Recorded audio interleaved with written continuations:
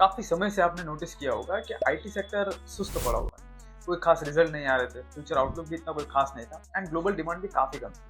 अगर कुछ हाईलाइट होता भी था तो यही कि आईटी सेक्टर में इतने हेडकाउंट्स कम हो। लेकिन फिलहाल आप देखिए टीसीएस, इन्फोसिस, एचसीएल इन सभी कंपनीज के स्टॉक प्राइस ग्रो कर रहे हैं, वो भी एक शार्प रैली के साथ, क्योंकि मार्केट में ऐसे सेंटीमेंट स्ट्रांग हो रहे हैं कि आईटी सेक्टर अब यहाँ से रिकवर होगा।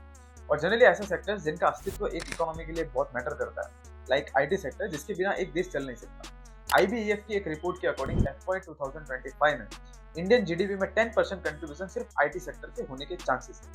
तो ऐसे सेक्टर में अगर मंदी आती है तो तेजी भी आनी है। तो फिलहाल सिनेरियो कुछ ऐसा ही क्रिएट हो रहा है, आईटी स्टॉक्स रिकवर हो रहे हैं। इसके पीछे 2-4 मैक्रो पॉइंट्स हैं इंपॉर्टेंट, जिनको पहले हाईलाइट करते हैं कि क्या सच में आईटी स्टॉक्स यहाँ से रिकवर हो रहे हैं। सबसे पहले नॉर्थ अमेरिकन डिमांड रिवाइव हो रही है। इन आईटी कंपनीज के लिए सबसे बड़ा मार्केट नॉर्थ अमेरिका ही है, तो यहाँ पर डिमांड फिर से क्रिएट हो रही है। यहाँ के जो बीएफएसआई सेक्टर में डिस्क्रिशनरी स्पेंडिंग जो है वो इंक्रीज हो रही है, जो कि काफी समय से बहुत कम थी। लेकिन एक फेज आता है जब आपको डेवलपमेंट्स एंड एडवांसमेंट के लिए पैसा लगाना पड़ता है, एक्सपेंस बढ़ाने पड़ता है। दूसरा रीजन है यूएस इंटरेस्ट रेट।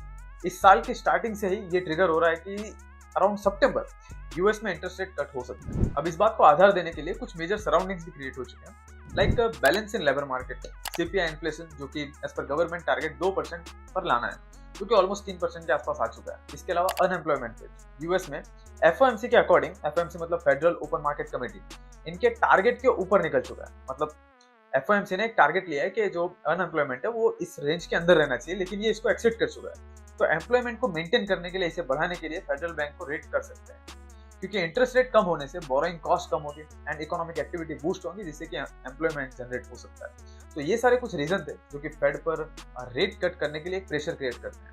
अगर एक मेजर इंपैक्ट देखें तो इंडिया में इलेक्शन के बाद बीते 40 दिनों के आसपास में $3.5 बिलियन का इनफ्लो इंडियन मार्केट में आया है। तो हो सकता है कि शायद यूएस में रेट कम होने वाले हैं, इसलिए ये सारा पैसा जो है इंडिया में शिफ्ट हो रहा है। अब इसी थॉट को स्ट्रॉन्ग बनाने के लिए कुछ कंपनीज के परफॉर्मेंस को देखते हैं। फॉर एग्जांपल टीसीएस, जिसमें रिसेंट क्वार्टर में कंपनी ने better than expected result show किए, जिसमें डोमेस्टिक ग्रोथ जो वो मेजर है।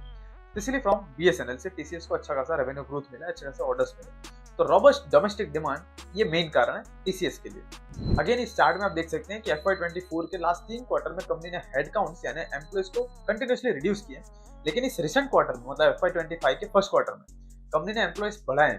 According to company, AI based order pipeline काफी स्ट्रॉन्ग है। हमारी सेकंड कंपनी है HCL tech. Again revenue is better than street expectation. Edge पर कंपनी कुछ बिजनेस एरिया में वीकनेस है, लाइक ईआरडी, जिसे आप इस चार्ट में देख सकते हैं। स्लोअर डिमांड के चलते ईआरडी सेगमेंट में जो मार्जिन है वो भी काफी कम हो गए, बट अपकमिंग क्वार्टर्स में रिकवरी देखने को मिल सकती है एंड रेवेन्यू गाइडेंस 3 to 5% कर दिया गया है। सीक्वेंशियली रेवेन्यू ग्रोथ भी देखने को मिल सकता है। नेक्स्ट कंपनी है इन्फोसिस।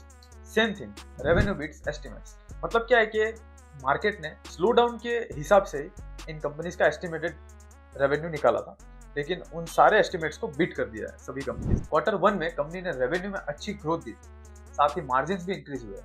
अगेन आपको याद होगा तो लास्ट फाइनेंशियल क्वार्टर 4 में कंपनी ने हाईएस्ट एवर $4.5 बिलियन के कॉन्ट्रैक्ट उठाए थे, जो हो सकता है कि इस साल अब रैंप अप होने के चांसेस हैं। मतलब इस साल अब इसका रिजल्ट दिख रहा है। मेनली टीसीएस एंड इन्फोसिस, ये दोनों कंपनी ऐसी हैं जो नॉर्थ अमेरिकन बीएफएसआई सेक्टर पर सबसे ज्यादा डिपेंडेंट है, और यही स्पेस नॉर्थ अमेरिका में मोमेंटम क्रिएट कर रहा है, जिसे आप इस चार्ट में देख सकते हैं कि कंपनी में सिक्वेंशियल ग्रोथ फाइनेंशियल सर्विसेज में सबसे ज्यादा है। इससे पहले हमने बैक टू बैक इन्फोसिस में हेडकाउंट रिड्यूस की खबरें सुनी, बट फिलहाल कंपनी के सीएफओ ने इस फाइनेंशियल ईयर में 15 से 20 हजार फ्रेशर्स को हायर करने की बात की, एज पर मोमेंटम जैसी डिमांड होगी। कंपनी ने FY 25 के लिए 3 to 4% का रेवेन्यू गाइडेंस दिया है, जिसके बाद स्टॉक 52 वीक हाई भी हुआ था।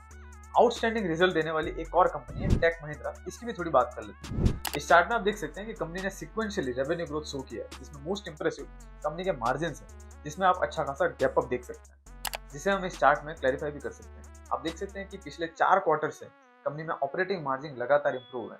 सेम थिंग इस कंपनी ने भी डिमांड रिकवरी देखने को मिल सकती है, ऐसे संकेत दिए। मतलब इन सभी कंपनीज के जो गाइडेंस आए उसमें काफी ऑप्टिमिज्म बताया गया है। कंपनी ने लगातार 3 क्वार्टर से ऑर्डर इनफ्लो में एक सिग्निफिकेंट ग्रोथ रजिस्टर किया है। तो इस तरह से main probably global demand revival, domestic influence, US interest rate जैसे कई कलेक्टिव फैक्टर्स के through Indian IT companies like Infosys हो गया, एचसीएल हो गया, टेक महिंद्रा, इन जैसी कंपनीज ने स्ट्रॉन्ग आउटलुक रिप्रेजेंट किया। सिर्फ विप्रो को अगर एज ए एक्सेप्शन कंसीडर करें तो, क्योंकि विप्रो के केस में सिचुएशन एकदम ऑपोजिट है, जहां कंपनी ने लगातार 6 क्वार्टर से रेवेन्यू डाउन हो रहा है। जिस डायरेक्शन में बाकी कंपनीज ने पॉजिटिव रिस्पांस दिया है, वहीं पे इस कंपनी की हालत थोड़ी खराब है।